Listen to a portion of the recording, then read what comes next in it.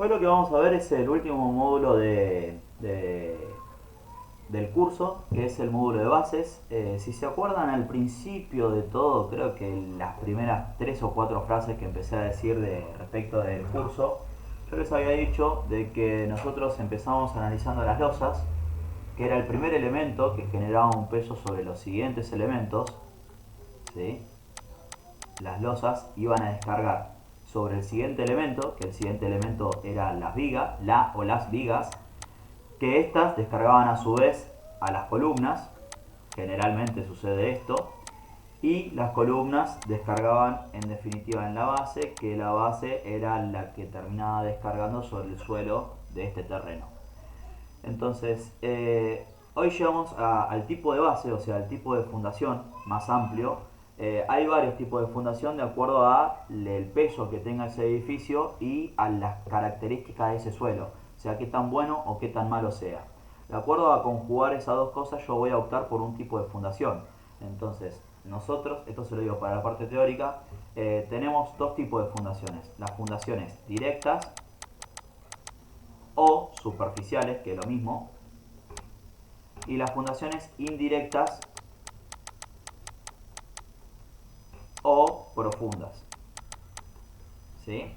Las que son fundaciones directas son aquellas que bueno, no requieren gran superficie, gran profundidad para alcanzar un suelo resistente y que puedan transmitir las cargas de forma sana. ¿Sí? O sea, son aquellas, por ejemplo, como la platea, ¿sí? Que es una superficie, es una losa tirada sobre el terreno que descarga todo ese peso de forma repartida, ¿sí? En un área repartida. Por otro lado, otra de las cosas que tenemos es la zapata corrida, es la que es una cosa así y es una extrusión en ese eje que vamos a llamarlo eje Z. ¿Sí? La otra que podemos tener es la base aislada, que sería como la versión puntual de lo que es la base extruida, ¿sí? O la zapata corrida, que es aquella que solamente, voy a tratar de ensayar una isometría, solamente es un dado de hormigón o un muerto de hormigón, como se le dice en obra, que está en un punto determinado de la obra. ¿Sí? Y después, ahora no se me viene a la cabeza, pero creo que me estoy olvidando de una o dos más, que también son bases, también son fundaciones directas. ¿Qué serían las fundaciones indirectas? Serían, por ejemplo, los pilotes o los pilotines, o los pozos romanos, donde nosotros tenemos una carga muy grande o un terreno muy malo y nosotros para encontrar un terreno firme está muy profundo, ¿sí? De la orden de los, no sé, supongamos 10 metros en adelante, pero puede ser 35 metros o una cantidad mayor, ¿sí? Entonces, la carga es tan grande que si nosotros necesitáramos resolverlo con una base, la verdad es que nos daría una superficie tan grande que no tendría tanto sentido hacerlo. O sea, prácticamente sería una mezcla entre platea y una platea con altura grande y una base aislada. O sea, es como que hay ciertas cosas que en obra van a darse cuenta de que, bueno, por las dimensiones que estamos trabajando, no tendría sentido hacerlo de esa manera. Entonces, cuando yo tengo esas dos cosas, esa conjugación o de suelo malo o de cargas grandes, yo capaz que voy a optar por fundaciones indirectas, las cuales son los pilotes, pilotines, pozos romanos, como les decía, y la característica que tiene es que nosotros vamos a hacer de alguna manera el pozo, ¿sí? Imagínense que sea in situ este pilote, y vamos a volcarle hormigón, ¿sí? Entonces, cuando nosotros rellenamos de hormigón, estos dientes que se generan, lo que va a suceder cuando el hormigón copie el molde que quedó, va a generar una fricción interna entre el pilote y el terreno que va a aguantar el fuste por fuerza de rozamiento. Y la punta también va a descargar por descarga directa, ¿sí? Entonces acá va a mezclar un poco lo que descarga por punta, pero sobre todo lo que descarga por fricción, ¿sí? Es como cuando ustedes quieren, por ejemplo, patinar. Imagínense que se ponen unos patines de hielo Entonces, si ustedes patinan sobre hielo, como la fuerza de rozamiento del hielo con respecto al patín, si el patín está lo suficientemente afilado, van a desplazarse suavemente. Ahora, si yo los hago, en vez de trabajar sobre un hielo, les hago patinar sobre un asfalto todo granulado, bueno, le va a costar muchísimo más, ¿no? Porque el asfalto, esa fricción va a ser mucho mayor a la que me ejerza el hielo. ¿Se entiende? Bueno, acá sucede lo mismo. Como voy a tener todo este granulado, entonces depende del tipo de suelo, va a ejercer un rozamiento hacia arriba. ¿Sí? Entonces, esta sería la diferencia entre fundaciones directas o fundaciones directas. Yo algo que suelo decir es que no es lo mismo, o sea, cuando elijo una, cuando elijo la otra, depende el suelo.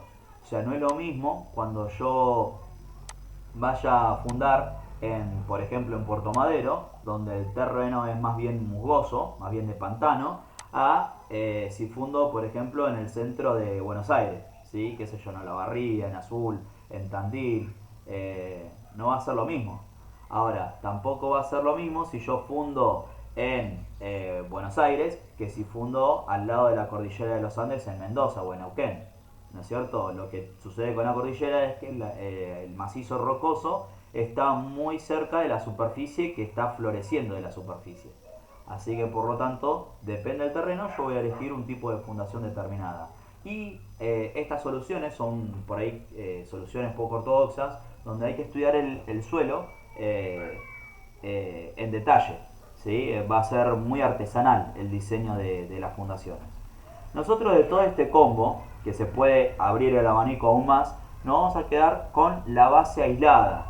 Que la base aislada lo que hace es reunir una serie de características de acuerdo a un peso medio y a un terreno también medio.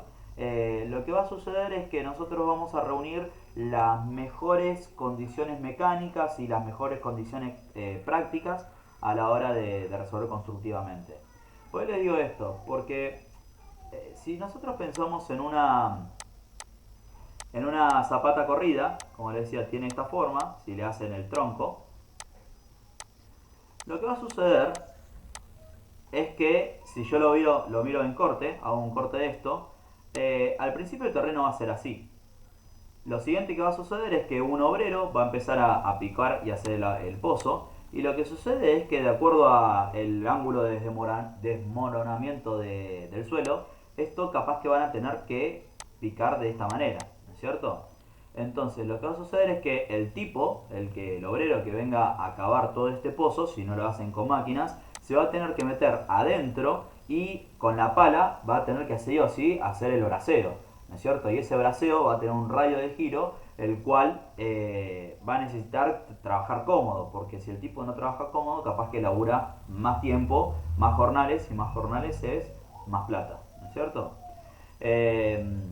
Entonces, bueno, ya ven la diferencia de que si yo tengo que cavar un pozo puntual, así tengo que cavar toda una zanja o una calicata, también se la llama, voy a necesitar que el tipo trabaje más cómodo y capaz que en vez de cavarme esto, me cava esta otra cantidad. ¿Sí? Entonces, eso dos cosas. Primero, de que el tipo va a remover más volumen de terreno y por más de que trabaje cómodo, eso le va a llevar más tiempo, va a remover un volumen innecesario. Y por otro lado, cuando ustedes hormigonen, ese hormigonado ese volumen vacío va a tener que ser relleno por hormigón. Entonces, por lo tanto, van a estar poniendo más cantidad de plata también en el material. ¿Se entiende? Entonces, la base, lo que sucede es tratar de evitar eso y de forma puntualizada, lo que hace es tratar de cavar lo justo y necesario. ¿Sí? Entonces por eso es que se la ve y se la da como tema. Así que por esas razones y quizás algunas otras más es la que nosotros nos vamos a estar abocando en la clase de hoy. La verdad es un tema de suelos también es súper interesante de verlo. Ustedes podrían tener distintos tipos de suelo. Esto se los comento por si les llega a aparecer algo en la parte teórica. Donde ustedes tienen básicamente cuatro categorías. Lo que son las gravas, lo que son las arenas, lo que son los limos y lo que son las arcillas.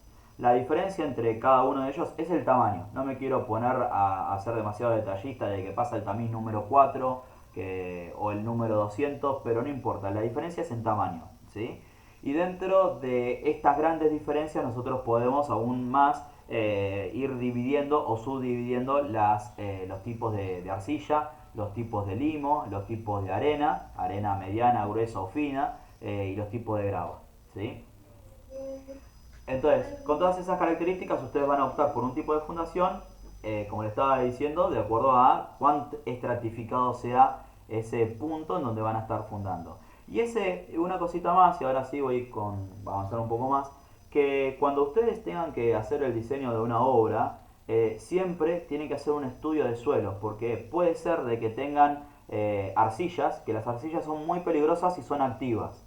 Las arcillas activas, lo que sucede es que cuando adquieren agua, cuando absorben agua del ambiente, varían mucho su volumen. Y en ese hinchamiento o contracción de volumen, lo que va a suceder es que va a generar tensiones en la fundación o en las paredes, y ahí es donde se empiezan a producir las fisuras. Entonces, en una obra común de 10 por 30, en un terreno de 10 por 30, yo les recomiendo que por lo menos hagan 2 sondeos, ¿sí? Va a salir su dinero, pero no importa, vale la pena para seguir trabajando sobre un cimiento firme o sobre un cimiento correcto. Entonces, ese terreno incluso puede variar de acuerdo a 2 metros a la redonda, 3 metros a la redonda, 10 metros a la redonda, porque puede darse la casualidad de que ustedes cuando hagan el sondeo capaz que justo le dan a un macizo rocoso o a un terreno un poco firme, un estrato un poco firme, que capaz que 2 metros después no lo tienen.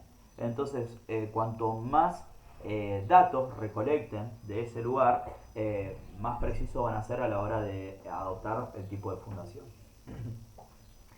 Más o menos para Buenos Aires, el terreno firme da entre 2 kilos y 2 kilos y medio, ¿sí? Por centímetro cuadrado. Eso es un promedio. No obstante, más allá de que este dato nosotros lo usemos para los ejercicios, y es un dato que a ustedes le va a dar el enunciado, porque como le digo, este dato no es que lo pueden sacar de forma empírica o con una calculadora o con una cuentita. No, eso lo da un profesional que estudia los suelos, un geotécnico, ¿sí? Entonces, con esto vamos a saltar directamente un ejercicio. No hay mucha más teoría que esta, pero a medida que aparezcan ciertas cositas, las vamos a ir mencionando a medida que la vamos viendo junto a la práctica.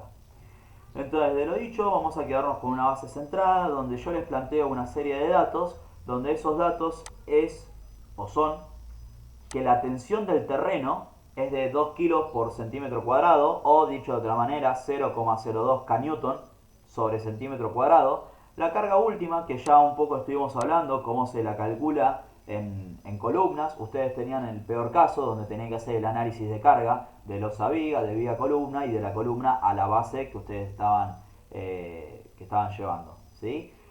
Donde también tenía que ver la cantidad de pisos que nosotros estábamos trabajando.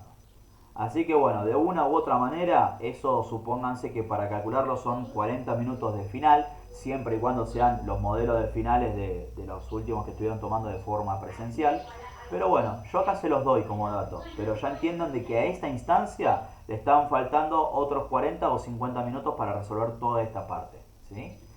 Bueno, tipo de hormigón, el H25, el ADN 420, estos datos es algo que casi fueron inamovibles a lo largo del curso, pero el tipo de hormigón podría variar tranquilamente. Yo no sé si va a ser esto o va a ser otra cosa, pero bueno, se lo dejo ahí como dato. Estos que están en negritas por ahora los voy a saltear y se los voy a mencionar más adelante. La separación máxima de 20 centímetros y el diámetro mínimo del 10. Por otro lado, la columna va a ser de 25,35, y acá creo que voy a tener que toquetear un poco estos numeritos, que el tronco de la columna va a ser de 30 por 40. ¿Sí? Eso ahora me fijo bien. Y una condición de borde de este ejercicio en particular es que, por la razón que fuera, yo quiero que el lado en Y sea un 20% más grande que el lado en X. O sea, exagerando las proporciones, yo voy a decir que si este LX es 1, quiero que este LI sea 1,20 m. ¿Sí? Entonces, bueno, yo tengo que hacer una serie de predimensionados, donde el primer predimensionado va a ser el del área, que a mi criterio es lo más importante que ustedes necesitan saber. Yo les pongo un ejemplo, lástima que no hay una chica, pero bueno, vamos a suponer que alguno de ustedes se autopercibe como mujer, ahora que está un poco de moda, y vamos a imaginarnos de que vamos a esta mujer, a esta hipotética mujer, va a la playa y nada, una chica, digamos, delgada, que pese 50 kilos, supongamos ese peso, va a tomar sol durante la tarde a la playa y el peso de esta chica de 50 kilos va a estar repartido sobre el área de sus dos ojotas. ¿Sí? Entonces va a ejercer una tensión sobre el terreno que el terreno tiene que ser capaz de devolverle. ¿Sí? Entonces, en el área, el peso de ella repartido su área, sobre el área de sus ojotas va a aguantarlo, la arena, ¿no? La playa. Ahora supongamos que esta misma chica se le casa a su hermano, su hermana o su mejor amiga y de pronto se viste de gala. Y de pronto van a tomar un fernet a la playa y ahora esta chica, el mismo peso que tenía a la tarde, de 50 kilos, ahora va a la playa con taco aguja. Entonces, ¿qué piensan que va a pasar con esta chica cuando pise la playa? Se entierra. Exactamente, se clava, ¿no es cierto? Se hinca. Entonces, por lo tanto, ¿qué es lo que cambió? Si el peso es el mismo que el que tenía a la tarde. Bueno, justamente el mismo peso, el mismo valor de peso, está repartido sobre menos cantidad de área. Entonces, por lo tanto, como les decía, a mi título personal, lo más importante es calcular la cantidad de área que nosotros necesitamos para que el peso calculado de toda esa porción del edificio esté repartida sobre un área correcta de acuerdo a la calidad del terreno, ¿no es cierto? Entonces, para eso aparece esta cuentita, donde nosotros tenemos la tensión del terreno, es igual a 1,1 PS, que es la carga de servicio. Ojo con este pequeño detalle, porque nosotros hasta antes de acá, hasta antes de esta clase, estábamos trabajando con la carga última. Y ahora estamos trabajando con la carga de servicio. ¿Sí? Entonces, acá piensen de que va a ser la carga de servicio. Y la carga de servicio, bueno, lo tienen explicado acá, o sea, es la carga última dividido 1,3 para volver a la carga que nosotros venimos trabajando, pues ustedes cuando hacen las cuentas, cuando mayoran la carga muerta y la carga viva en un principio, continúan con la carga muerta y con la carga viva en la viga, continúan con la carga muerta y con la carga viva en la columna, o sea, lo trabajan como un solo combo que ya se llama carga última. Y ahora, cuando llegan a la base, bueno, tenemos la carga última y tenemos que transformarla en carga de servicio. ¿Cómo lo hacemos? Lo dividimos por 1,3 o lo que es lo mismo, lo multiplicamos por 0,75 la carga última. O sea, decir 0,75 carga última o decir carga última dividido 1,3 es exactamente lo mismo. O debería ser muy parecido salvando el redondeo. ¿Sí? Si yo hago 1 dividido 1,3 me da 0,77. ¿Sí? En realidad esto es 1 dividido 0,33 y ahí me da el 0,75 que le estaba diciendo. ¿Sí? Pero bueno, en definitiva pensarlo de una manera o de la otra manera es exactamente igual. ¿Sí? Pero bueno, de esa manera nosotros vamos a trabajar con la carga de servicio y a la carga de servicio se la mayora un 10%. Y ese 10% la teoría indica de que si nosotros tenemos la base, y acá tengo la columna, acá arriba va a venir a parar la tierra, ¿no es cierto? Y esta tierra se la va a apisonar y por lo tanto este peso, que no es despreciable, este peso de la tierra va a pesar una determinada cantidad. Y esa determinada cantidad va a ser un 10% de la carga que estaba recibiendo. ¿Sí? Bien. Entonces, si nosotros con el dato que nosotros teníamos por acá, que era la carga última, esto lo voy a anotar acá a un costadito, así estos datos no quedan perdidos, que la tensión del terreno, el sigma T, es igual a 0,02 kN sobre centímetro cuadrado y la carga última es de 660 kN. ¿Sí? Entonces, si hacemos esa cuenta, tenemos que a la carga última dividirlo por 1,3 para transformarla en carga de servicio, lo que está dentro de paréntesis ya sería una carga de servicio, lo multiplico por 1,1, que sería mayorarla un 10%, y lo divido por la tensión del terreno. ¿Sí? Esta es la tensión que lo habrán visto en física del colegio, donde las tensiones van a ser iguales a las fuerzas dividido el área. ¿Sí? El área es la que no conozco, la tensión del terreno sí lo conozco, despejo, y bueno, llego a que el área va a ser 27.923 centímetros cuadrados. ¿Sí? Ahora, yo sé de que el área es un rectángulo y ese rectángulo se lo calcula como base por altura o lado en X por lado en Y. Y eso tiene que darme esta determinada cantidad.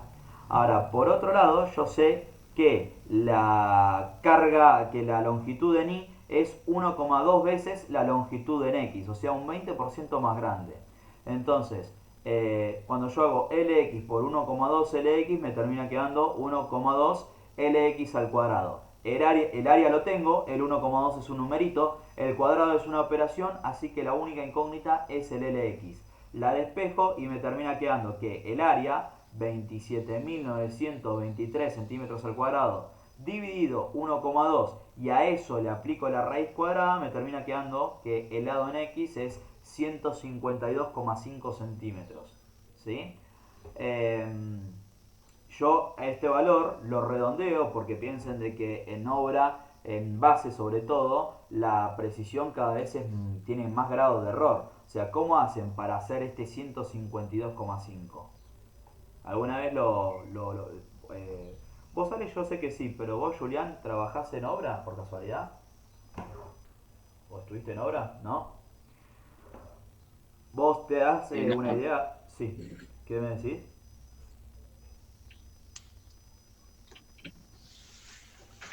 Perdón, no te escuché, Julián. Te interrumpí justo. No,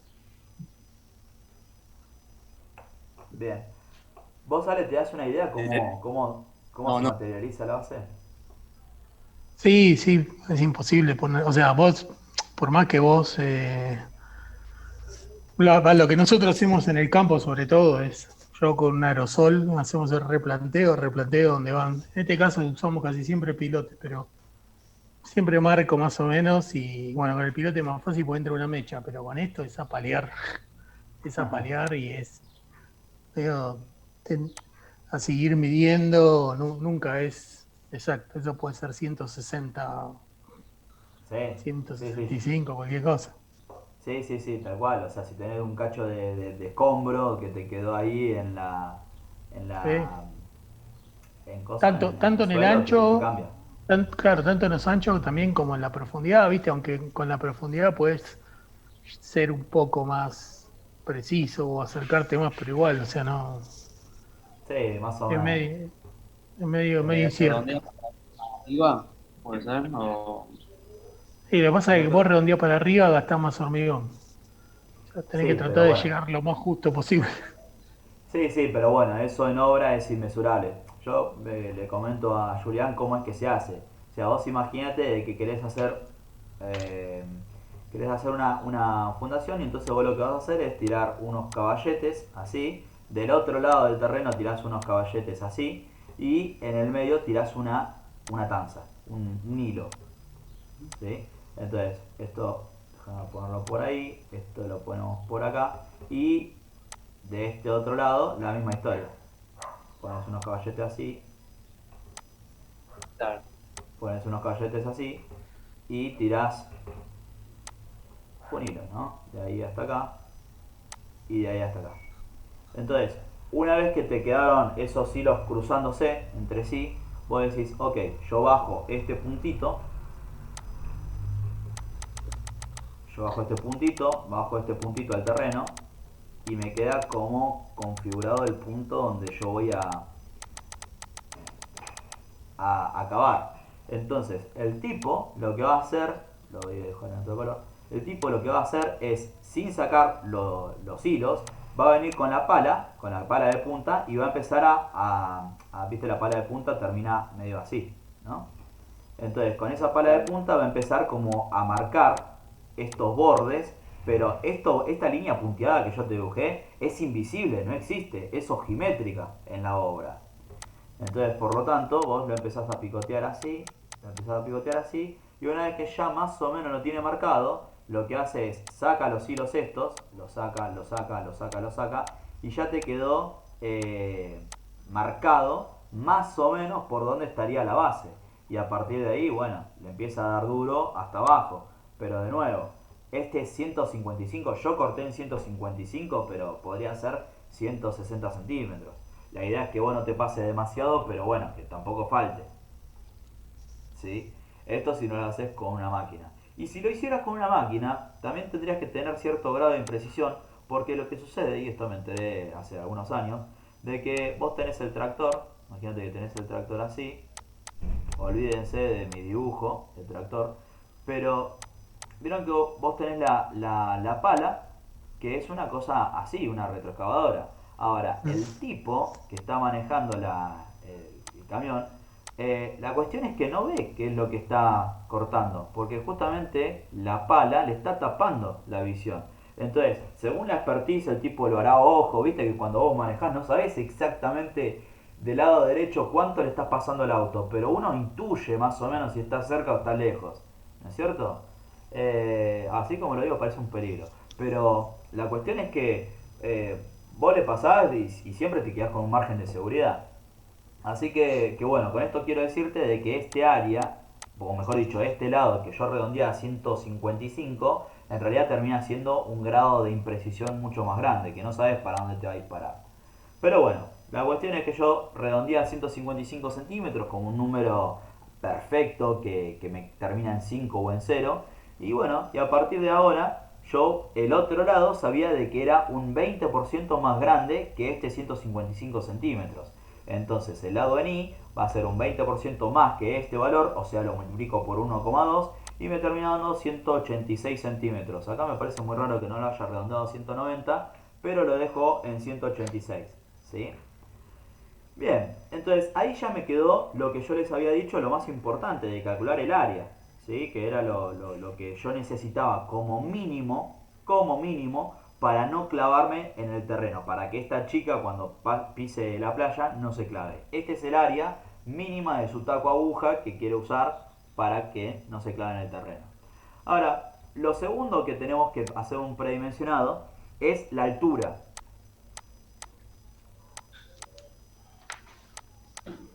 Es la altura.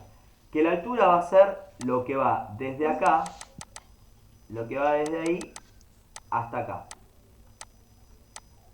Esta va a ser la medida h. ¿Sí? Bueno, entonces, ¿cómo se calcula esa altura? Se la calcula haciendo el lado en x menos el tronco de la columna, en el sentido en x, dividido 3, todo eso dividido 3, o el lado en y menos el tronco de la columna en el lado en y, dividido 3 también, ¿sí? Y de los dos yo adopto el mayor que me dé. Entonces, el lado en h, yo se los puse como dato, pero el tronco de la columna, que se los nombra con la letra C, era de 30 por 40. 30 por Sí. 40 centímetros. Y al final de la clase le voy a dar una especie de fe de rata de esto.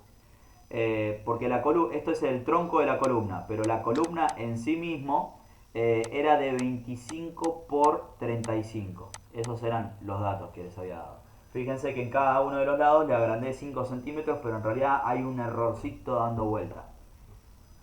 Bien, entonces yo lo que hago acá es el lado en x menos el tronco de la columna en x dividido 3, o el lado en y, que está por acá, menos el tronco de la columna en el lado en y dividido 3 también. Y al resultado total adopto el más grande de los dos. Entonces en el primero me dio 41,6, en el segundo me dio 48,6, así que adopto este, redondeado 50 centímetros para trabajar con números redondos.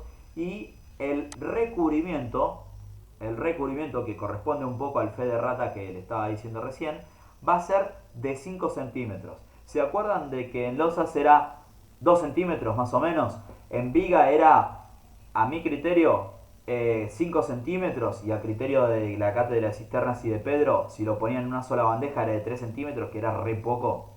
Mm. En columnas estábamos hablando de los 2 centímetros, 2 centímetros y medio. Bueno, acá estamos hablando de los 5 centímetros, ¿sí? Del doble.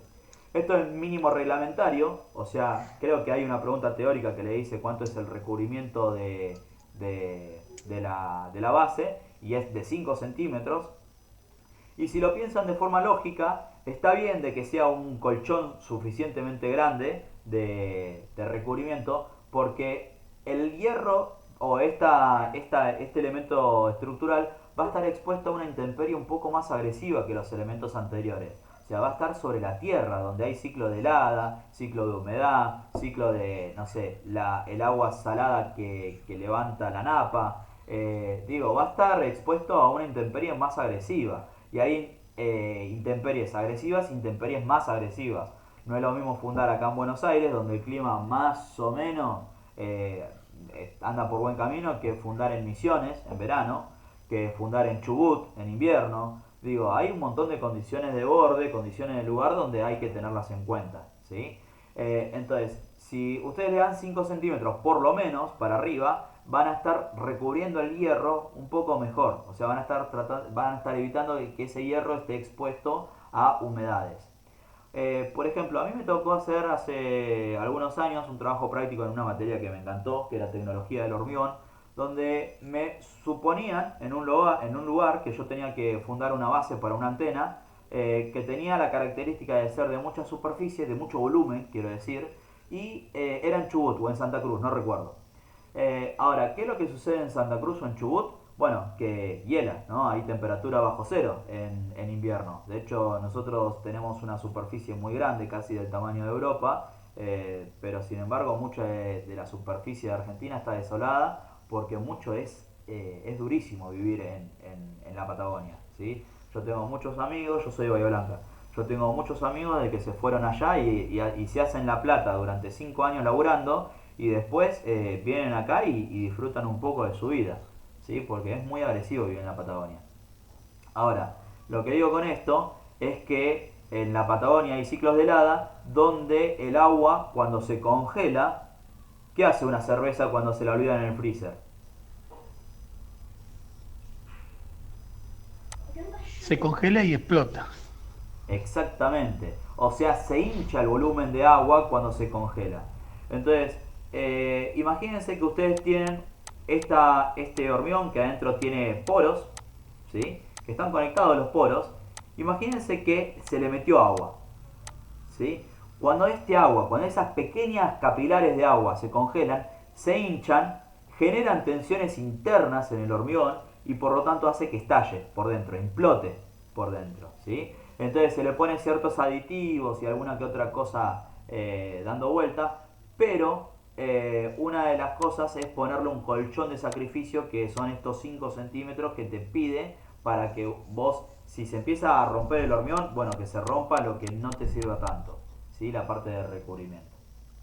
Así que bueno, por estas razones y muchas más también, el tipo de recubrimiento es de 5 centímetros, y la razón es cubrir el hormigón, garantizar de que el hormigón esté sumergido en un elemento alcalino, como el hormigón, ¿sí? Así que bueno, ahora en cualquier momento se corta, así que yo lo voy a cortar ahora y nos conectamos inmediatamente, ¿sí? Dale.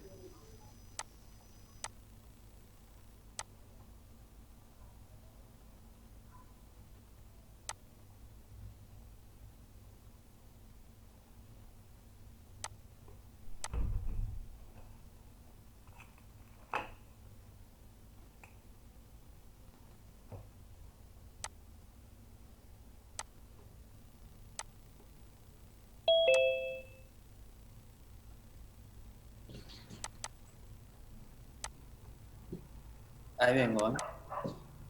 Bueno.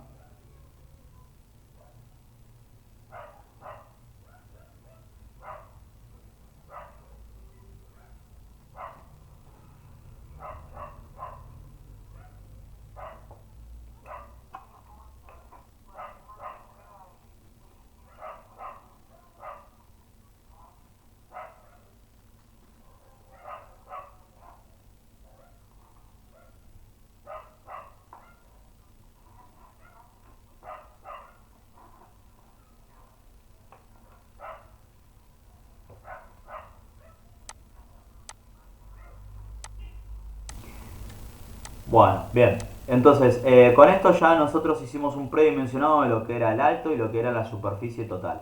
¿Sí? Eh, Ahora, lo siguiente que vamos a hacer es diagnosticar esta base. Y la base, de la misma manera que losa, de la misma manera que viga, es un elemento que está trabajando a la flexión. Entonces, nosotros lo distinto de esta clase va a ser el diagnóstico. O sea, cómo calculamos el momento ese. Pero después el resto es exactamente igual. O sea, una vez que yo calculé el momento, lo que tengo que hacer es evaluar si la parte comprimida, el hormigón es capaz de soportarla. Y si es capaz de soportarla, yo tengo que ver cuánto acero le pongo a la parte traccionada. ¿Sí? Son exactamente las mismas cuentas. De hecho, para que no haya misterio, se las muestro. O sea, esas dos hojas de arriba fue el diagnóstico. Pero fíjense, verificación de la resistencia del hormigón, la misma historia. ¿Sí? El MN va a ser igual al momento nominal reducido va a ser igual al momento nominal dividido el ancho, que bueno, va a cambiar de nombre, pero no va a dejar de ser un ancho, por la altura al cuadrado por 0,85 F'C. ¿Sí? Bueno, y una vez que respondo eso, lo siguiente que respondo es cuánto acero le tengo que poner. Va a ser el K por el ancho CX, ¿sí? No va a dejar de ser un ancho, ahora después lo mencionamos en particular, por D dividido la tensión del acero dividido 0,85 F'C. ¿Sí? O sea, fíjense que es exactamente lo mismo. Y después, bueno, la estrategia para elegir los hierros va a ser un poquito distinta respecto a los otros elementos estructurales. Pero en definitiva, digo, no es nada más ni nada menos de lo que ya estuvimos viendo. ¿Sí? Serán algunos detalles que tendré que comentarles, pero la verdad es que lo único que cambia es cómo calcular el momento. ¿Sí? Entonces, volviendo a esta hoja y teniendo en cuenta la idea de que yo quiero calcular el momento, entonces yo acá vamos a terminar de definir lo que calculamos en la parte de arriba, que la luz en I va a ser de 186, la luz en X va a ser de 155 y el área entre comillas real, el área que termina siendo de acuerdo a la readaptación del mayoramiento de las medidas que me dieron, me va a dar 28.830 centímetros cuadrados. O sea, fíjense que yo necesitaba 27.000, casi 28.000, y le estoy poniendo 28.000, casi 29.000. O sea, le estoy poniendo un poquitito más de centímetros cuadrados. ¿Y por qué fue eso? Bueno, por el redondeo que me apareció acá, de 152 a 155, y también lo rastreé en la longitud de Ni. ¿Sí? Esto ténganlo en cuenta porque lo voy a retomar en un toque. ¿Sí? Pregunta teórica. Le va a decir cómo se calcula la base. Hay muchas preguntas teóricas de base, ¿sí? De base y de columna. Entonces, le dice cómo se calcula el momento para una base. O mejor dicho, el área que vos calculás de centímetros cuadrados de acero va a ser para un metro de base, para toda la dirección que la hiciste el análisis, o para, no sé si el total de toda la base. ¿Sí? O sea, para las dos direcciones. Y la respuesta es para el total de esa dirección en la que la analizaste. ¿Sí? Esa sería la respuesta. Entonces le dice para un metro de base, para toda la dirección de análisis, o para el total de la base. No, es para la dirección en la que la analizás. El metro de O sea, vos análisis te tenés que lo hacer. compro para losas. ¿Cómo vale?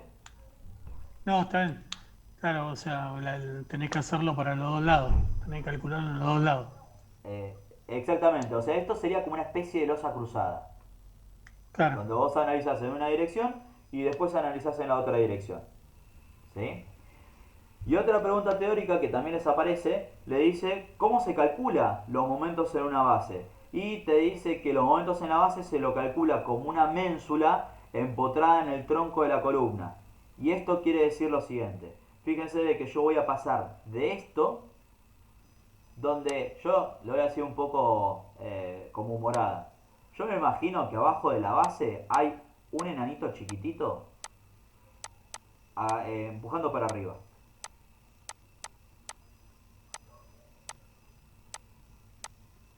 ¿Sí? Un enanito chiquitito empujando para arriba. Entonces, si yo de pronto lo doy vuelta a 180 grados a esto, ¿están de acuerdo conmigo de que ahora los enanitos, más que apuntar para arriba, están apuntando para abajo? Sí. O sea que ahora, en esa abstracción, los enanos empujan para abajo. ¿Sí? ¿Y quién sostiene la fuerza de los enanos? O sea, hay un contrapeso que es la de la carga. Esto está mal, acá tengo que corregirlo. Esto es PS. Que estaba asociada a la PU con ese coeficiente de 1,3 que está hablando. Pero, digo, son los 1000 enanitos que yo tengo que empujan para abajo, en este caso, y que están aguantando la carga de servicio que va hacia arriba. ¿Sí? Entonces, lo primero que tenemos que hacer es ver cuánto es la fuerza de estos enanitos. ¿Sí? Y esa fuerza de los enanitos va a ser la carga última dividido el área real de, De la base. de la base, exactamente, con ese redondeo. Perdón, me quedé pensando porque no sé si va ese 1,1, pero cualquier cosa ahora se los aclaro. Y lo voy a multiplicar por ese mayoramiento de 1,1. ¿Sí? Déjenme chequearlo, así ya se los dejo corregido o no, de acuerdo a qué es lo que sea. Pero me parece que está bien.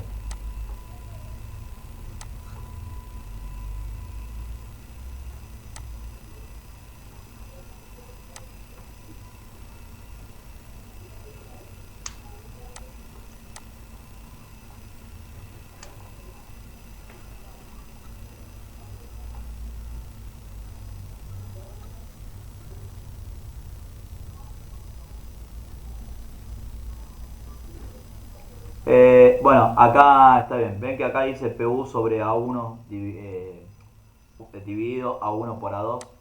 Entonces acá lo que hay que hacerle la corrección es que este 1,1 no va. ¿Sí? Está mal ese 1,1, no va. Esto termina siendo que el Q último, fíjense la nomenclatura, último va con la carga última dividido el área real que nosotros terminamos readoptando. Entonces yo voy a seguir el desarrollo del ejercicio con este 1,1, pero cuando ustedes hagan los ejercicios, este valor no lo tomen en cuenta. Va a ser P último dividido LX, la dirección en X, y LI, la dirección en Y de la base. Bien, entonces yo hago la cuenta esta y me termina quedando que la carga última, que sería la fuercita de vuelta de cada uno de estos enanitos, es 0,0252 kN por centímetro cuadrado. O sea, imagínense que cada enanito ocupa un centímetro cuadrado y tiene esta fuerza, ¿sí? Que apunta para abajo. Y una cosita, ¿se acuerdan que la tensión del terreno yo les había dado que era 0,02 Claro, es parecido a la tensión del suelo. Exactamente, es parecido, no es exactamente igual. Y este valor es un poquito más grande porque acá yo estoy usando la carga última. Y acá, ¿se acuerdan que yo usé la carga de servicio? Y la carga última es un poquito más grande que la carga de servicio. Entonces, teniendo en cuenta estas consideraciones, yo calculo esa tensión del terreno que va hacia abajo. ¿Sí? Y ahora esta era otra pregunta teórica que les aparecía, donde le decía cómo se calcula la base, cómo se calculan los momentos de la base, como si fuera una ménsula empotrada en el tronco de la columna. Y por esto no lo llegan a ver del todo claro porque quizás la forma confunda, pero ¿ustedes me admiten de que esto es algo bastante parecido a esto, Voladizo. a un voladizo? Sí. Exactamente. Se admite que esto es parecido a esto, con una carga distribuida que apunta para abajo. ¿Sí? Solamente que o sea, esto es la acción de la carga, no importa si esto es, si va variando la geometría, cómo termina sucediendo, pero la situación de carga es algo bastante parecido, ¿no es cierto? Ujú. Entonces, bueno, recuerden este minuto de audio, de video, que ya les digo, minuto 45, donde también es otra pregunta teórica. ¿Cómo se comporta una ménsula? ¿Cómo se comporta una base? Como una ménsula empotrada en el tronco de la columna. ¿Sí? Pregunta teórica. Bueno, hurgo un poco esto. Entonces, teniendo en cuenta eso, teniendo en cuenta esa consideración, yo, déjenme ver, voy a sumar la fuerza de todos estos enanitos que van para abajo.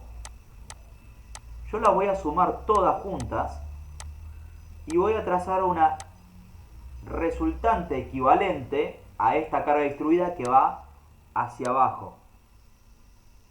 ¿Sí? Esto lo voy a llamar fuerza F, vertical, fuerza F en verde. Ahora, si yo a esto lo veo como si fuera un Monge, lo veo en el otro desde arriba, voy a ver que esa fuerza está aplicada en este punto, ¿no es cierto? O sea, yo voy a sumar el cuadradito de este enano, lo voy a sumar con este enano, lo voy a sumar con este enano, con este enano. O sea, voy a sumar todos los enanos y todos los enanos juntos van a darme una fuerza total resultante que va a venir acá. ¿Sí? Va a venir a parar a ese punto. Y este dibujo que hice, esta especie de teta que dibujé, es una flecha que está yendo hacia ustedes. ¿Sí? Ustedes están mirando la flecha desde la punta. Mirarlo entrando a la pantalla sería como la flecha de indio donde ustedes ven la cruz. ¿Sí? Esto lo habrán visto por ahí en instalaciones. Entonces, esta fuerza F es la misma que esta fuerza F. ¿Sí? Visto en dos vistas distintas. Ahora, ¿cómo se calcula esa fuerza F? Yo les dije de que tengo que sumar la cantidad de enanitos. Entonces, eso es la superficie. ¿Sí? Esta superficie rayada. Donde está siendo cortada, o sea, estoy calculando hasta el tronco de la columna. ¿Sí? Ahora, lo problemático de esto, que yo veo que en cisternas aparece una fórmula, en las otras cátedras también y en el CIRSOC también, aparece una fórmula que es la verdad incomprensible. Esto es mucho más fácil, el concepto es mucho más fácil que acordarse de esa fórmula de memoria. Yo quiero calcular ese área verde. Entonces, para calcular ese área verde, yo tengo que hacer base por altura. O sea, tengo que hacer esta medida por esta medida. Ahora, la medida en I Ujú. yo la tengo, 186. No hay mucha vuelta. 186. La voy a multiplicar por la medida esta. Y esa medida, ustedes me dicen, bueno, ¿cómo saqué ese 62,5? ¿De dónde salió? Y en realidad, yo no hice ni más ni menos que hacer una relación de diferencias entre las medidas que tengo. Porque yo tengo que la medida LX es 155, dato de los que saqué hace poco. Yo sé de Sí. que el tronco de la columna, yo se los di como dato, yo sé que era de 30. Entonces, por lo tanto, para calcular esta medida, ¿cómo se hace? Y bueno, 155 menos 30 me da 125 y divido 2, mitad para un lado, mitad para otro lado. ¿Sí? O sea, fíjense que aplicando un poco de razón y no acordarse de esa fórmula dura que aparece, es mucho más simple entender de que yo estoy calculando una superficie. Entonces me termina quedando 166 por 62,5 centímetros al cuadrado me termina dando esto, porque es una superficie. Entonces ahí conté la cantidad de enanos que están en esa superficie, ¿no es cierto?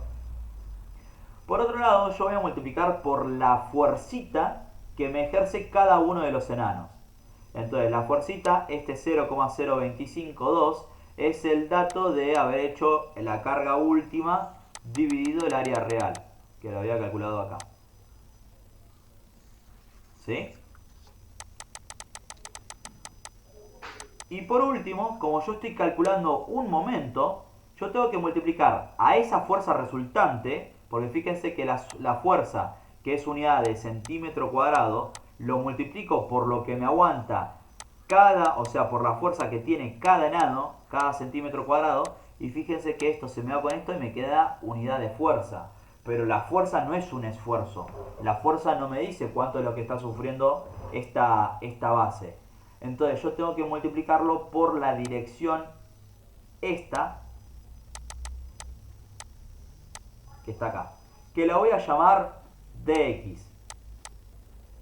Con cierto cuidado, porque después voy a utilizar otro dx dando vuelta y la verdad va a ser poco amigable, pero es este dx, es la distancia en horizontal desde el tronco de la columna hasta el punto donde está aplicada esa fuerza. ¿Se entiende? ¿Y cuánto es ese valor? Bueno, yo voy a trazar las diagonales de este rectángulo que me quedó y bueno, y va a ser el punto en donde se crucen. Así que por lo tanto la distancia va a ser esta que está ahí. ¿Sí? La mitad de este valor que yo calculé acá. La mitad de 62,5. Entonces puede ser 31,25 o lo pueden dejar expresado como 62,5 dividido 2. El número es exactamente igual. Y bueno, y eso me da cuánto vale el momento en X. ¿Se entendió, chicos? ¿Hay alguna duda? Ah, Julián, te veo unos ojos de cansado que tenés ganas de ir a la cama. Sí, sí, se entendió. No, igual, más allá de eso, te veo que tenés una gana de terminar la clase e ir a empezar el fin de semana. Bueno, de la misma manera hay que hacerlo en la otra dirección, solamente que ahora la superficie, en vez de ser, primero se la dibujo mal y después se la dibujo bien, en vez de hacer, uy, vamos a no,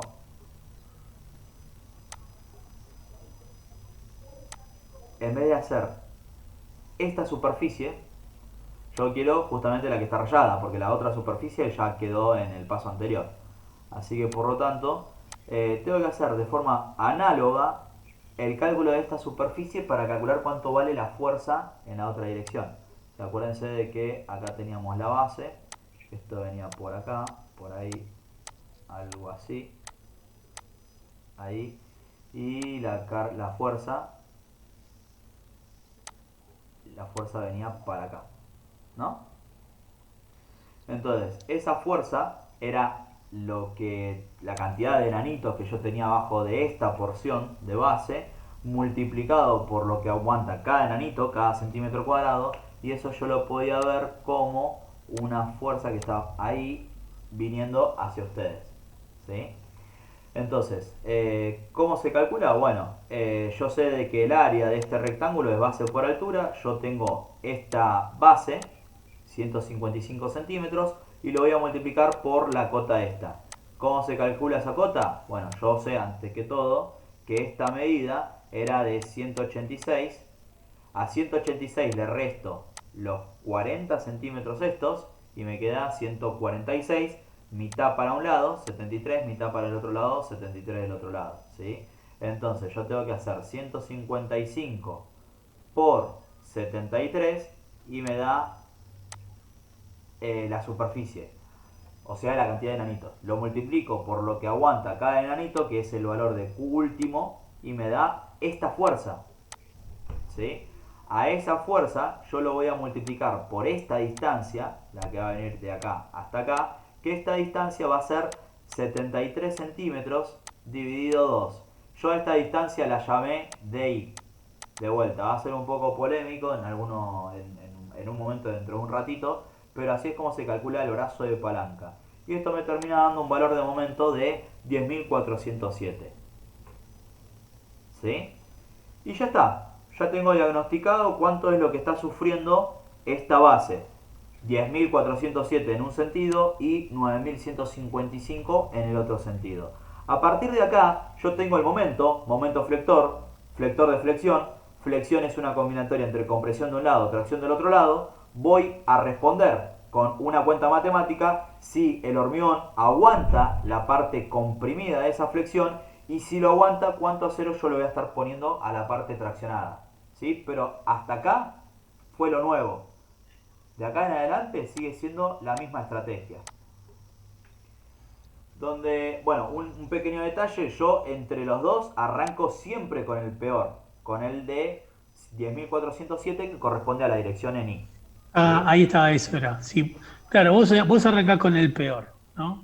Entonces, ¿Sí? si el peor te da una X cantidad de acero que tenés que meterle, ya está, es como que el otro lado ya verifica con esos aceros, ¿no? No, no, no, no. Ahora bancame un cachito que te respondo a Hola. eso.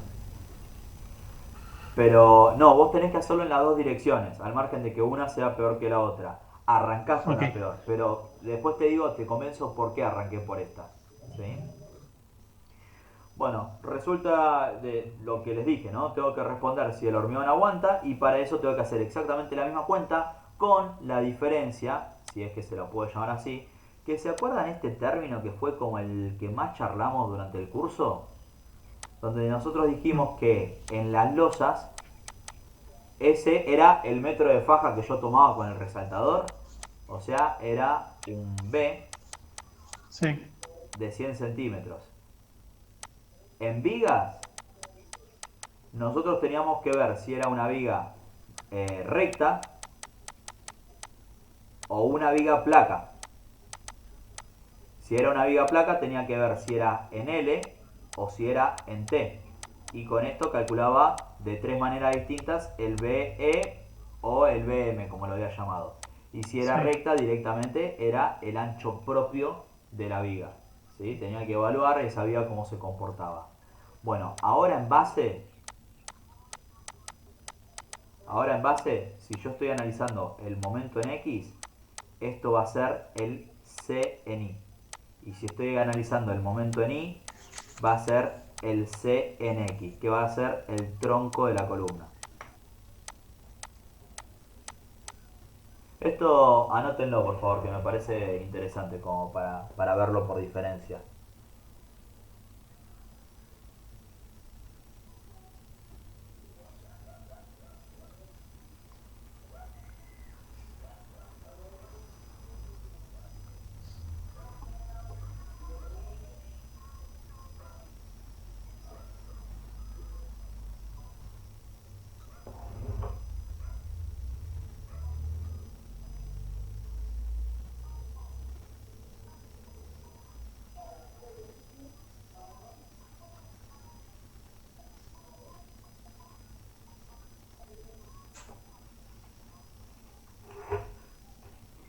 Bueno, entonces acá de lo que no quiero que pase desapercibido es que regla memotécnica, yo por ahí les podría explicar de dónde nace esto, pero me parece que trae más confusiones verlo de dónde sale a verlo como regla memotécnica. Si yo estoy analizando el momento en Y, entonces por lo tanto acá va a ser el tronco en X. Y después cuando haga acá el momento en X, acá va a ser el tronco en Y. Siempre va a ser como el opuesto, el cruzado. ¿Sí? Prefiero que se queden con esa regla memotécnica a que por ahí le explique y que no quede del todo claro. ¿Sí? Porque después por ahí lo bueno de la regla memotécnica es que siempre se va a cumplir esa regla y, y por ahí si tratan de razonarlo en el momento, capaz que se empiezan a meter los dedos en el enchufe y empieza a generar cortocircuito. Entonces, bueno, esta cuenta la verdad es que no tengo que andar diciendo demasiado, o si estuvieron estudiando ya lo deberían tener claro, pero si no es hacer simplemente eso. Acuérdense que al momento que a mí me da, yo lo mayoro por un 0,9 y eso es el momento nominal. ¿Sí? Por otro lado, a eso lo voy a dividir por el CX, que va a ser de 30 centímetros. Lo voy a dividir por la altura al cuadrado, 45 centímetros al cuadrado. Acuérdense que le resté los 5 centímetros de recubrimiento. Y lo voy a dividir por 0,85 por el tipo de hormigón que estaba trabajando. La cuestión es que todo esto me da 0,089, lo cual es menor a 0,268, entonces por lo tanto tengo que indicar de que verifica el hormigón, y si verifica tengo que ir a la misma tabla que veníamos trabajando, ¿se acuerdan la de la cantidad de barras? A la del MN, Sí, que la tengo sí. por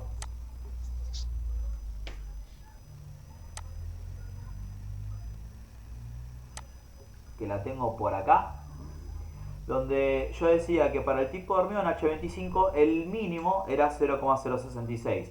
Ahora, ¿cuánto me dio esto? Me dio 0,089. 0,089, entro en la columna del MN y me da por acá, entre medio de estos dos renglones. ¿Lo ven? Sí, Entre medio de este y entre medio de este.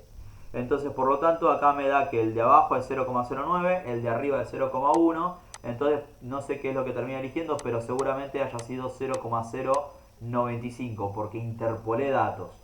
¿Sí?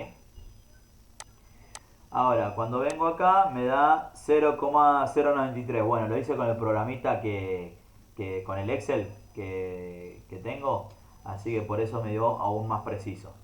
¿Sí? Bien, y después lo que queda hacer, una vez que ya tengo esto resuelto, voy a la sección de acero necesaria y multiplico ese valor de K por el ancho en X, por la altura en D, dividido F en Y, dividido 0,85 F' en C.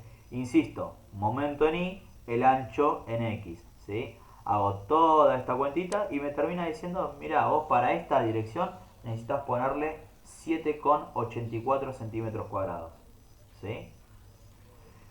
Bien, y en paralelo a esto, yo tengo que cumplir una condición de que el armado que le ponga, las barras no pueden ser menos del 10. Por esto que estábamos hablando de que como es un ambiente un poco más agresivo, si yo le pongo hierro del 6 o del 8, lo que va a suceder es que si se oxida ese hierro del 6 o del 8 y yo lo limpio, que es lo peor que pueden hacer, yo le estoy quitando sección perimetral. Y en relación a hierros grandes, lo que sucede es que si yo le saco esa capa de óxido, pierde mucha sección interna. Entonces, por lo tanto, lo que me dice el reglamento es que no puedes optar por ponerle por lo menos hierros del 10. ¿Sí? Y por otro lado, que la separación entre esos hierros no supere los 20 centímetros. O sea, vos haces lo que quieras, poner el hierro que quieras a partir del 10, pero las separaciones que vayan menores a 20 centímetros. O sea, si yo le pondría un hierro del 10 cada 25 centímetros, no sería reglamentario, estaría mal. ¿Sí? Entonces, entendiendo esto, yo les voy a decir de que nosotros esta armadura, la de la dirección en Y, nosotros la tenemos que poner en este sentido. Si nosotros tenemos, exagero las proporciones para que se entienda aún más. Si yo quiero ponerle los hierros en Y, esto va a ser en esta dirección, ¿no? Momento en Y, hierros verticales en Y, ¿sí? Y yo sé que la repartija de estos hierros tiene que estar a lo largo de esta dirección en X, ¿no es cierto? claro. Sí. Entonces, esto es una regla informal, pero por lo menos para acercarnos al valor está bien. ¿Se acuerdan cómo ustedes calculan en diseño una escalera? ¿Se acuerdan de que nosotros Eh, tenemos un nivel acá, tenemos un nivel acá? Vamos a dar como supuesto de que esta medida son 3 metros. Entonces la cuestión es que todos los escalones tienen que ser lógicamente iguales, ¿no? Entonces de alguna manera tengo que con esa cantidad de escalones llegar acá y que, bueno, las alzadas no superen un determinado valor. Ahora, la pregunta es, ¿cómo hacían esa cuenta? ¿Cómo lo calculaban eso?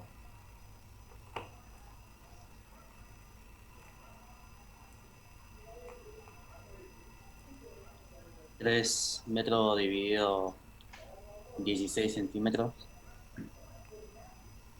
En realidad era 3 metros Sí, dividido punto 18 metros, que era la alzada máxima a la cual eh, me daba como reglamentario este escalón, ¿no? claro.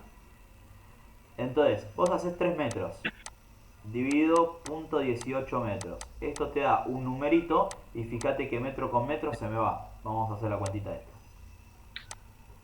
Yo tengo 3 dividido punto 18 me da 16,6 periódico. ¿Qué representa este 16,6 periódico? La cantidad de escalones. La cantidad de escalones. Ahora, yo no le puedo poner 0,6 escalones. O le pongo 16 o le pongo 17 escalones. ¿No es cierto? Entonces, yo voy a redondear a 17. Yo voy a redondear a 17. Y con esos 17 voy a decir, bueno, ahora hago 3 metros dividido 17 escalones. Y me va a decir 3 dividido 17. 3 dividido 17. Que cada escalón tiene 17,6 centímetros. ¿Sí? Ujú. Así que bueno, nosotros vamos a hacer una cuenta bastante parecida a esta. Y después la vamos a refinar un poquito. Entonces, esperen que limpie un poco esto. Yo tenía, dibujo acá a la izquierda de vuelta.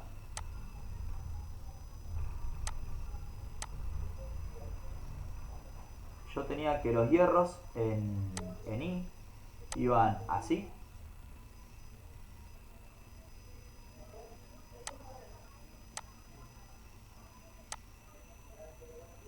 Iban así. Y que van a estar repartidos a lo largo de esta dirección. De la dirección en X, ¿no? Entonces yo lo que tengo que decir es, bueno, voy a hacer LX dividido el máximo, de la misma manera que antes era 18, bueno, ahora el máximo es 20 centímetros. Entonces, creo que esta medida, ahora cualquier cosa lo corregimos, pero era de 185 centímetros, creo que era 145, dividido 20 centímetros. 155. 155, exactamente. Sí. Entonces hago 155 dividido 20 y me da, déjeme hacerlo con la calculadora para no ir allá, 155 dividido 20, me da 7,75 barras. Entonces yo no le puedo poner 0,75, le pongo 8 barras. ¿Sí? Entonces, voy abajo, me dice 7,75 barras, las redondeo a 8 y ahora me fijo, antes que nada, voy a hacerle zoom acá. Se me fue.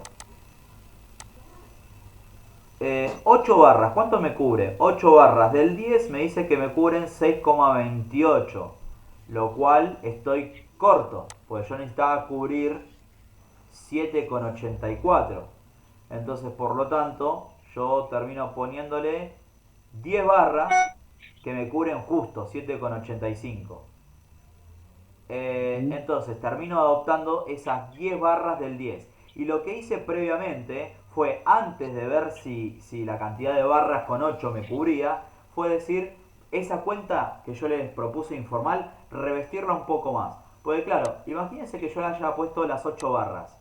La primer barra no iba a estar acá, iba a estar metidita un poco hacia adentro, ¿no es cierto? De la misma manera que acá no iba a estar justo en la arista, iba a estar por ahí. Entonces, ¿cuánto es eso? Lo que dijimos, el mínimo reglamentario son 5 centímetros. 5. Entonces, por lo tanto, a la LX yo le resto estos 5 centímetros de acá y estos 5 centímetros de acá, ¿sí? Y después en la división lo voy a dividir la cantidad de barras que yo elegí en el paso informal menos 1. Y con eso voy a ver si me verifica o no. Entonces, si yo tengo 5 barras, fíjense que la cantidad de separaciones van a ser 1, 2, 3, 4. Si tengo 4 barras, tengo 1, 2, 3 separaciones. Si tengo 3 barras, tengo 1, 2 separaciones. Si tengo 2 barras, tengo una separación. O sea que el denominador es la cantidad de separaciones que yo tengo. Entonces, a 155 le resto los 10 centímetros de 5 y 5 de cada lado. Dividido 7 me da 20,71. Suponiendo de que me hubiera verificado ponerle 7 barras del 10, no me hubiera verificado la separación, entonces por lo tanto no hubiera sido una respuesta válida. ¿Se entiende? Sí.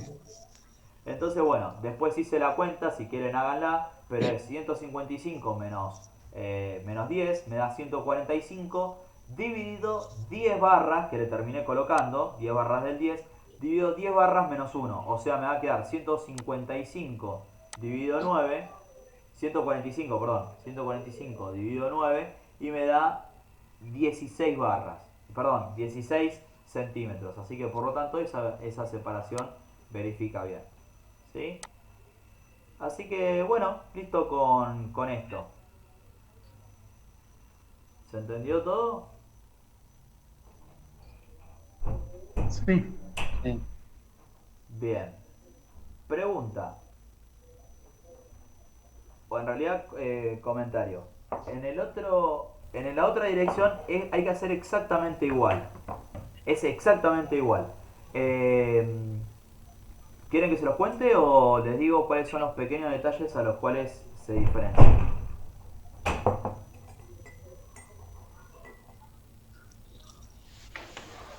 No, no sé cómo estamos de tiempo, pero Estamos de tiempo, pasa de por ahí a repetir la información y no le va a no, aportar demasiado. no, ahora ya, o sea, nosotros tomamos, o sea, hicimos los cálculos con la base con el momento más desfavorable, ¿no? Ajá, Y llegamos a la conclusión de que necesitamos 10 barras del 10. sí. En la dirección en Más Y, o allá sea, de, más, perdón, sí, todas verticales, ¿no es cierto? todas verticales, sí. Ahora, la otra dirección, ¿no? Que tenía un momento menos desfavorable. Sí. Entonces, se supone que con la misma cantidad de barra cubrimos ese momento. Esa era la Sí, pregunta que te había hecho antes. sí, Sí, todavía no te la sí. terminé de responder. Pero, lo que vos decís es cierto, la cantidad que vas a necesitar va a ser menor.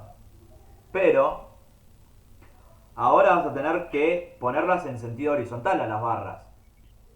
Y te Sí. acordás que en sentido horizontal ahora tenés un 20% más de medida. Y vos tenés que verificar en paralelo que la separación no supere los 20 centímetros. Entonces puede ser que en la otra dirección te pidan menos cantidad de armadura, pero por la separación, como no te cumple, le termines poniendo más cantidad que en esta dirección. Ah, está. Ahí está. ¿Sí? Sí. Bueno, Ahí está el motivo de por qué verificar en las dos direcciones. sí. Eh, yo les comento las pequeñas diferencias que hay respecto al discurso. Primero, lo que les digo que esto se lo tienen que poner, si ponen un post-it, tiene que ser este. Momento en X, el tronco de la columna va a ser C en Y. Y por otro lado, si yo hago un zoom, soy medio malo dibujando bases a mano alzada, creo que eso no lo dije. Imagínense que yo voy a hacer le pongo un zarpado de hierro, acá, y en la otra dirección, vamos a ponerle un poco más grande también.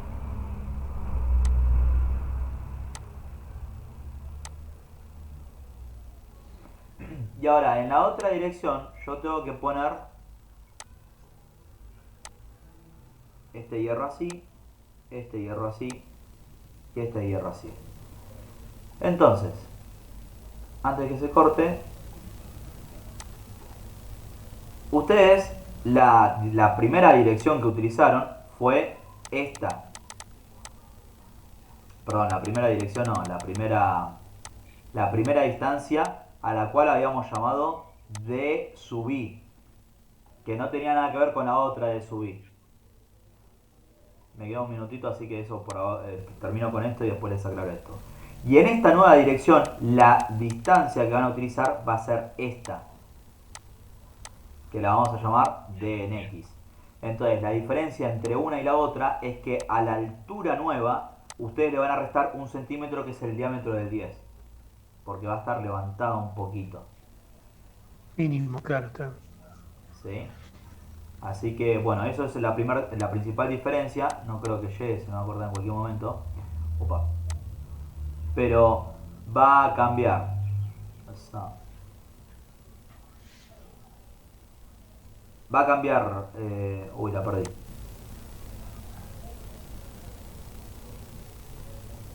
Acá y acá. En la sección de acero.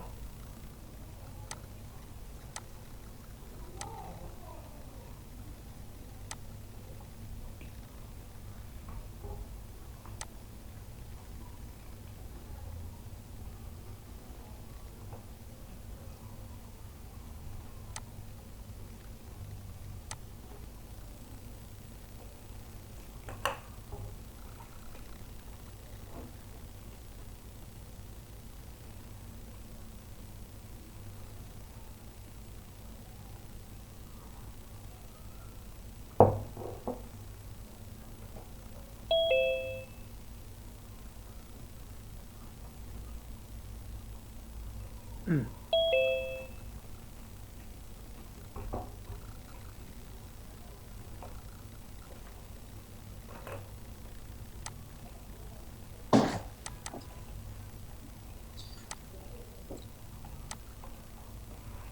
Bueno, no sé si se llegó a entrar lo que dije, me parece que sí, pero bueno, va a variar también cuando calculan la sección de acero en de vuelta a la distancia, ¿sí? Después el resto es exactamente igual. Y ahora sí, te voy a meterme de lleno en tu pregunta, Ale. Vos fijate que me pidió una menor cantidad, ¿te acordás que en el otro sentido era 7,84 o Sí, 7,85 más o menos? sí. Acá me pidió 5,88, bastante menos, ¿sí? Pero ¿qué pasa? Cuando yo en paralelo calculo la cantidad de barras que necesito, haciendo esta cuenta informal que yo les propongo que la hagan, porque con esta cuenta informal, ¿ustedes son futboleros? ¿Sale Julián? Sí. ¿De qué equipo? Yo de River, Ah, el más grande. más grande. Bien. Imagínate que la agarra Quintero. Eh, Está bien, ahora no está. ¿Quién patea los tiros libres? Eh, De la Cruz. de la Cruz. La agarra de la Cruz, le pega, le apunta al ángulo. Y lo que sucede acá es que pega en el palo y entra, o pega en el palo y sale afuera. Pero pegó en el palo. O sea, vos en el próximo tiro libre le decís, che, mirá, apuntala un poquito más para la izquierda y la colgás. ¿Sí? Si es que se fue afuera. Entonces, con esto les quiero decir que no andan probando, viste, con una barra, con dos barras, con tres barras, con cuatro barras. Si no son 10 barras, serán 11, pero están ahí. No tienen que andar haciendo tantas cuentas. ¿Sí? Entonces, bueno, la cuenta informal consiste en a la longitud, o sea, vieron que yo insistí con que los hierros antes los iba a poner en el sentido vertical. Esperen que haga un dibujito.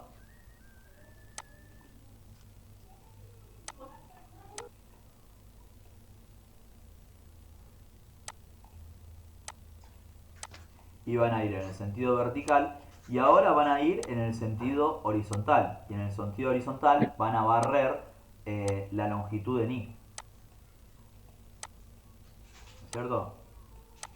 Entonces la longitud de ni tiene una cota de 186 centímetros, lo dividen por la separación máxima y le da 9,3 barras. Entonces, en principio, pienso de que van a ser 10 barras las que mínimamente voy a necesitar. Luego, cuando yo revisto, le hago un poco más de detalle a esa cuenta, yo empiezo a contar de que esta medida se la tengo que contar, ¿no? Esos 5 centímetros de ese lado y esos 5 centímetros de este otro lado, ¿sí? Entonces, a 186 le resto 10 centímetros, me queda 176 y la cantidad de separaciones, que son las 10 barras menos una vez, y me da 176 dividido 9, 19,5 centímetros. Entonces, por lo tanto, esas 10 barras me verifica ahí, al límite, pero verifica al fin. ¿Sí? Entonces, acá también en esta dirección yo termino adoptando 10 barras del 10, ¿sí? Y me dan 7,85 centímetros cuadrados. Vos fíjate que por más de que esta dirección fue menos solicitada, le terminé poniendo la misma Sí, de cantidad. Twitter, exactamente. Así que bueno, acá de hecho lo aclaro con este globito, Ale. Como si tuviera Sí, leído la mente hace 3 años. Y, y bueno, y con esto ya terminó la primer parte y más importante de todas, el cálculo de la base a la flexión. Ahora hay que ver un esfuerzo de mucha menor jerarquía. Bueno, acá quedó el dibujito donde yo, como les digo siempre, cuando terminen el final, háganle un esquema de las armaduras, tanto en planta como en base, indicándole todo, cotas, medidas, valores, hierros, recubrimientos, todo lo que se imaginen, pónganselo. Es algo que suma muchísimo.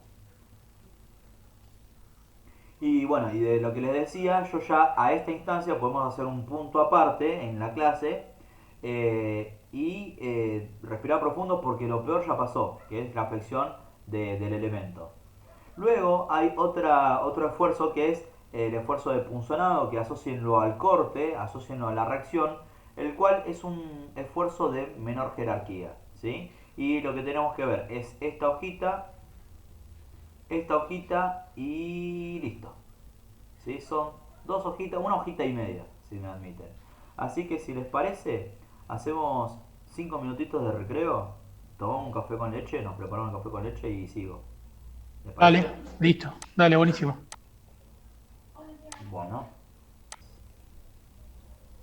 Entonces, de lo que estuvimos diciendo hasta recién, nosotros ya evaluamos y diagnosticamos y medicamos esta estructura a su peor esfuerzo, que es la flexión. Y ahora vamos a ver un esfuerzo que es cortito, yo le mostré que era una hoja y media, y es la verificación al punzonado. Donde la verificación al punzonado aparece esta gran cuenta, que es el BP, la fuerza de punzonado, dividido el AP, que es el área de deslizamiento. ¿Sí? Antes de entrar acá, el área de deslizamiento es, o sea, si yo tengo una carga y esto se quiere ir para abajo, hay como un ángulo que es aproximadamente de 45 grados, donde se empieza como a fisurar la fuerza esta, ¿sí? Que es por ende por donde viajaría. Y esta línea es la línea más crítica a la cual se podría cortar el elemento, cortar el hormigón, ¿sí? Entonces, a esta cuenta nosotros la vamos a desglosar entre el numerador por un lado y el AP y el denominador por otro lado, ¿sí? Esto va a ser el numerador y esto va a ser el denominador, ¿sí? Entonces, el numerador yo lo pienso, bueno, la cuenta del numerador es esta, es 1,1 por PU menos un dk al cuadrado por la carga de los enanitos, la fuerza que ejercía cada uno de los enanitos, ¿sí? Ahora le digo que es el dk. O se lo digo ya, el dk es la medida interna en x y en y, ¿sí? Entonces, el 1,1 P último, vamos a asociarlo a que ese área o la fuerza esta está repartida en todo el área, ¿sí? En todo ese área de la base. A eso, al total, yo le voy a restar el corazón, la carga que esté siendo aguantada por el corazón de esta base, y al total, el resto del corazón me da el anillo, me da el perímetro. ¿Se entiende? Entonces, esa es la cuenta que yo quiero hacer. El 1,1 P último, nosotros ya tenemos el 1,1 es una constante y el P último lo tenemos, ¿no es cierto? Ahora, tengo que restarle el dk al cuadrado.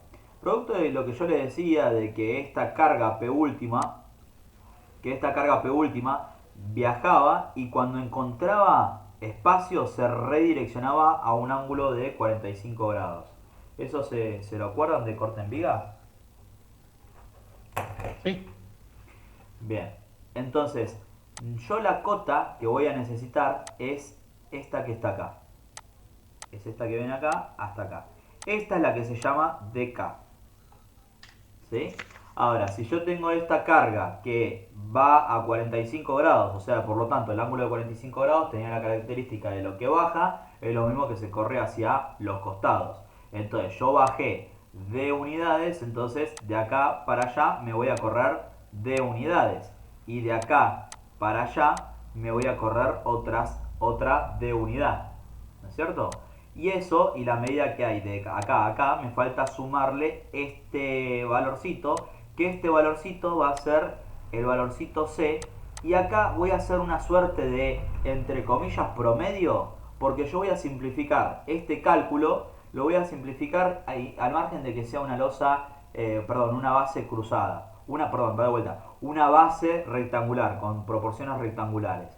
O sea que yo a ese C lo voy a utilizar como la raíz cuadrada de lo que vale en X por lo que vale en Y. ¿Sí? Entonces, cuando yo sumo a este más este, me va a decir que el dk va a ser igual a 2D más el tronco C. ¿Sí? Eso lo tenemos desarrollado un poquito más abajo.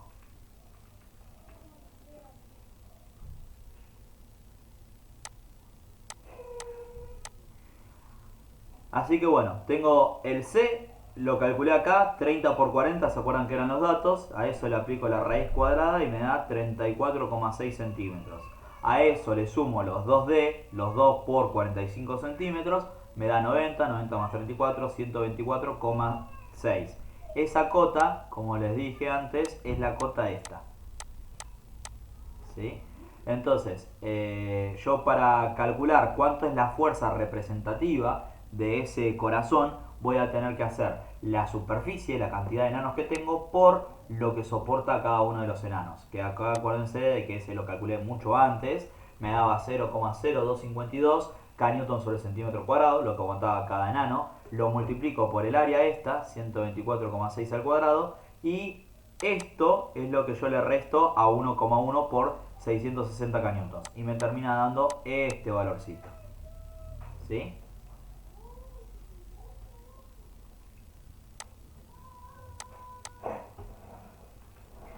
Y por último, ya está el numerador listo. Ahora vamos a hacer el cálculo del denominador. Y acá en el cálculo del denominador, nosotros lo que vamos a hacer es una especie de simplificación de esta base, donde nosotros, la base en realmente está trabajando, o sea, la geometría de esta base es una pirámide con la punta cortada, ¿no es cierto? Entonces esa forma es un poco difícil de encontrarle la vuelta, así que lo que voy a hacer es tratar de simplificar esa base en una cosa semejante a ella. Si yo tengo acá la base, esto va a ser una cosa así, y acá le voy a meter un poco la perspectiva acá para que se me dibuje el lado de atrás, ¿sí? Entonces, ¿qué es lo que voy a hacer? Bueno, yo voy a bajar con esta carga P último, se me va a redireccionar sobre el área de deslizamiento, que va a ser esa y esta, y yo voy a cortar por el medio, ¿sí? O sea, yo aquí busco la mitad de la diagonal, y para encontrar la mitad de la diagonal, yo lo que tengo que hacer es bajar la mitad de D y correrme la mitad de D, ¿sí? O sea que esto va a ser D sobre 2 y esto va a ser D sobre 2, para llegar a la mitad de esa diagonal punteada. Entonces, a esa medida, dr, que ahora les digo qué es, va a ser 2 por D sobre 2 más la columna. El 2 con el 2 se me va y me termina quedando que el dr es igual a D más C. ¿Sí? Y ahora, ¿qué es eso? Bueno, yo cuando simplifique a este punto, va a ser la medida de esa sección prismática a la cual yo quiero reemplazar por la sección de esta pirámide con la punta cortada. ¿No es cierto? Vieron que yo le dije que era algo bastante molesto. Entonces, para hacerlo yo corto por la mitad de esa diagonal y la proyecto hasta la diagonal real de la base. Entonces, ahí me voy a encontrar con este puntito, con este puntito, con este puntito y con este puntito. Entonces, esto me va a dar una cosa así, así, así y ahí. ¿Sí? Bueno, y si yo lo veo en volumetría, me va a terminar quedando una cosa más o menos así.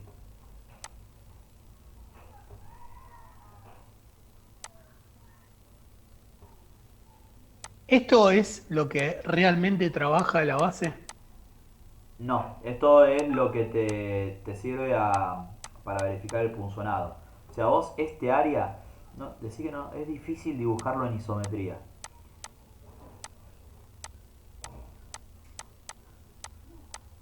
Pero vos lo que terminás haciendo es, si vos cortás por un plano por acá, vas a tener un área, vas a tener un área que es una cosa así. Sí,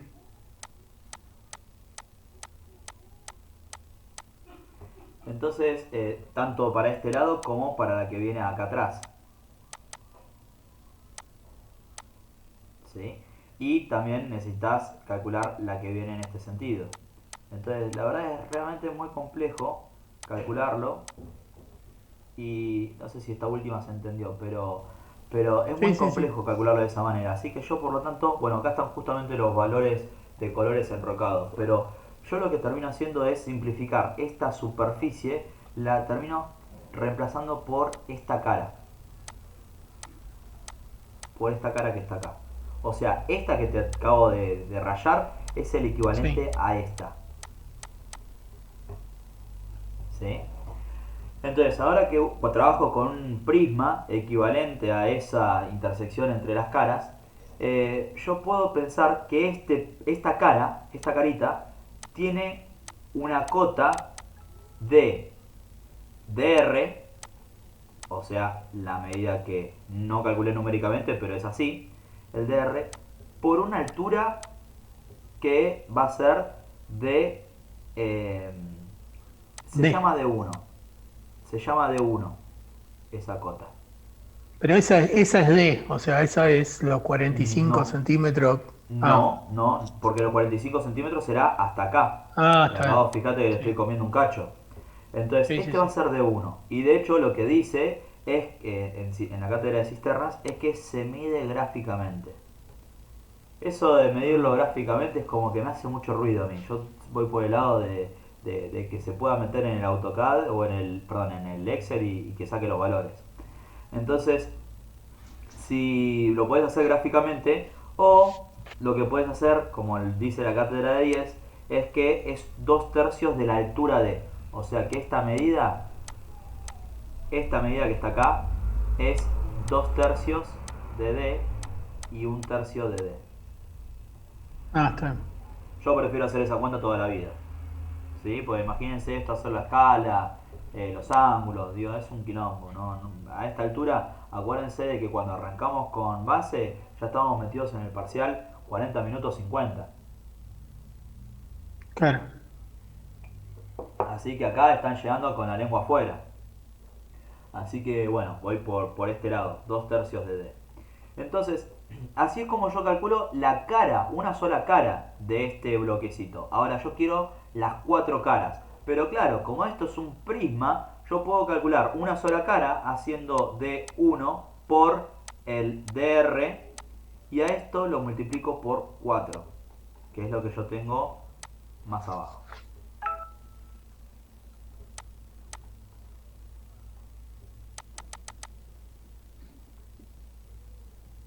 Que es lo que tengo acá. Está medio de los tachones, pero es 4 por D1 por DR. ¿Sí? Y D1 y DR no se los mostré, pero están calculados acá. Esto va a ser C más D. C es 34,6 más D que era 45 me da 79,6. Y el D1, 2 terceras partes de 45 me da 30 grados, 30 centímetros. Así que bueno, 30 por 79,6 me da el área de 1, lo multiplico por 4 y ya está. ¿Sí? Y Perdón, finalmente, sí, cuarto es porque las cuatro caras. sí, Ok. sí, exactamente, las 4 caras. Esto imagínense de que la carga está descargando sobre las 4 paredes. O sea, esto es si saben algo de modelización tridimensional, esto no es un volumen lleno, es la cáscara. Es como si fuera, ¿vieron en SketchUp? Que adentro no hay nada. Bueno, esto es la cáscara. ¿Sí? Ujú. Así que bueno, la cáscara son las 4 paredes. Y bueno, y finalmente yo ya tengo calculado el numerador tengo calculado el denominador y ahora lo que tenía que hacer es uno dividirlo por el otro. ¿Se acuerdan de que el BP era el valor de 334,76 que calculé acá?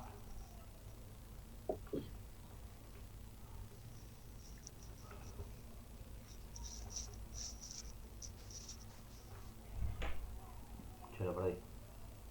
Acá, 334,76 kN, y lo divido por este área que no les dije cuánto me daba, 9.552 centímetros cuadrados.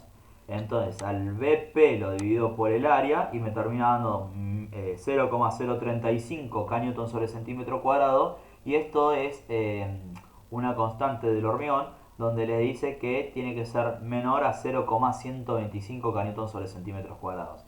Este dato ustedes lo tienen en el paso a paso de las tablas, ¿sí? Así que 0,035 es menor a 0,125.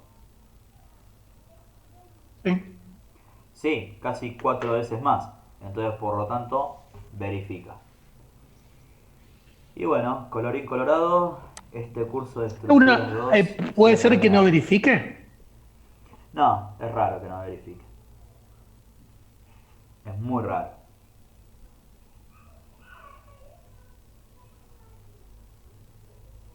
Así que bueno, nada, esto sería todo lo que es base. No sé qué les pareció, si les pareció más difícil que lo anterior, más fácil. No, no, son las mismas cuentas. La misma cuenta. El tema es llegar hasta acá. El tema es llegar con todos los valores hasta este punto. Sí, eso es cierto. Sí, el otro día me estuve dando cuenta, viste que hablábamos cuando te comentaba del ejercicio ese. Nada, que es verdad, o sea, perdés un montón de tiempo en o sea, en el afán de empezar a meter números y aplicar las ecuaciones, te haces cosas al pedo. O sea, no sé. Entonces, mentalmente me tengo que poner a pensar de que, claro, o sea, hay veces que no necesito calcular los momentos, necesito solo las reacciones para saber los pesos, qué sé yo, no sé. Y no tener que hacer esas cuentas al pedo que me llevan tiempo. Sí, Nada, voy a empezar a meter ejercicios y te los voy a ir mandando sí. y durante esta semana y dejar la última semana para la parte teórica. Bueno,